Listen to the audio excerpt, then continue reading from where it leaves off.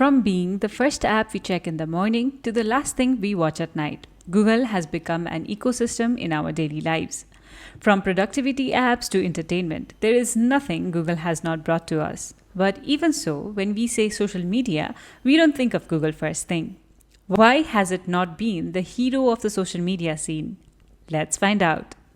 Everyone knows of Google's bleak attempt at becoming a social media giant with Google+. But Google Plus was far from their first attempt. Google first tried entering the social media scene through Orkut. In 2003, when Google's approach to buy Friendster got rejected, Orkut was launched in January 2004, a month before Facebook got launched. It grew to become a community of over 300 million people with similar UI and features to Facebook. Although it was gaining huge popularity, it failed. Slow speed, complex features, privacy concerns, slow upgrades, and no moderation of hate speech being many of the concerns to the platform, it shut down. While Orkut was facing these issues, Facebook was growing its community to more than 12 million user base. Then came Google Friend Connect. Similar to Facebook and MySpace, it took a decentralized approach, allowing users to build a profile to share and update information via third-party sites. It allowed any website owner to turn their page into a social media platform. In December 2008, Google Friend Connect became available to any webmaster wanting to adopt social applications. But due to its slow speed and confusing UI, it could not become a success. Then Google came up with the short-lived Google Buzz. Through Google Buzz, anyone you have ever exchanged an email with would be your follower. Not so fun in my view. This obviously became an easy failure because most users did not want certain aspects of their lives to overlap. Later, it was superseded by Google+. While Google was experimenting with these tools, Google+ at the time seemed the best bet. Although Google Plus was the company's fourth foray into social networking, Google tapped into all of its resources like Gmail and Google Search.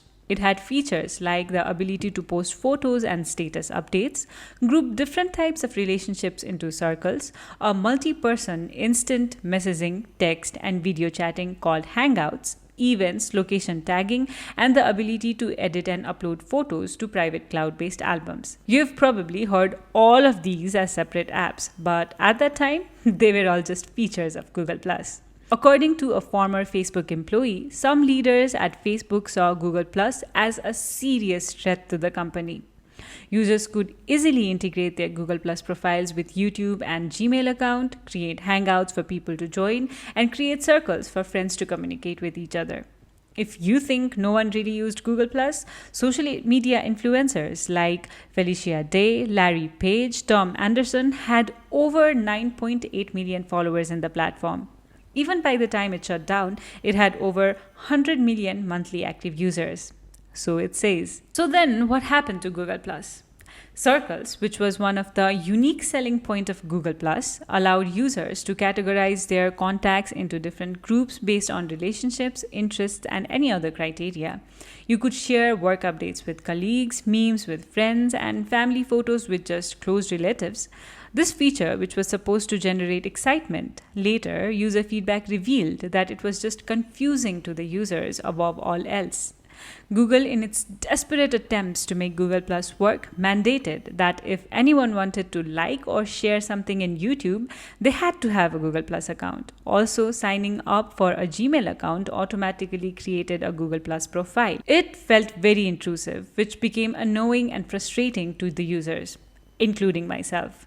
Later on, Google confessed that 90% of its user sessions last less than 5 seconds. There were no users on Google Plus who went there for social networking or connections. It could not provide anything different and intuitive for users to make the switch.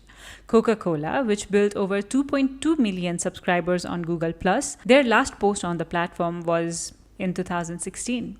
Despite making several changes over the years, from redesigning to strategic shifts, Google Plus could not really stand out from the already existing giants like Facebook and Twitter. It did not have the killer feature. Then, the final nail in the coffin, the data breach happened. It wasn't like Facebook and Twitter never had any data breaches, but Google's reaction to it made all the difference. During a security audit, Google discovered that there was a bug in one of their APIs. The bug meant that apps also had access to profile fields that were shared with the users, but not marked as public. Fields included name, email address, occupation, gender, and age. The bug was discovered and immediately patched, but up to 50 million Google Plus accounts were potentially affected. Google could not confirm which users were specifically impacted. However, Google kept the issue quiet. According to Google, the security breach did not meet their threshold of security issues that would require them to report, but 50 million accounts were impacted. They refused to send a representative to a Senate Intelligence Committee meeting in September 2018 to provide testimony about the data security issue. Facebook and Twitter were there. After this, there was no going back. For consumers, Google Plus looked like a ghost town, an app that did a bit of everything but not much of anything. Later, rightfully so, Google Hangouts and Photos became standalone apps, and the users' data that were shared in the platform got transferred to whichever platform was the most relevant. While some still say Google Plus was ahead of its time, what do you think could have saved the product? Comment down below any suggestions for next video and like, share and subscribe. Thank you for watching.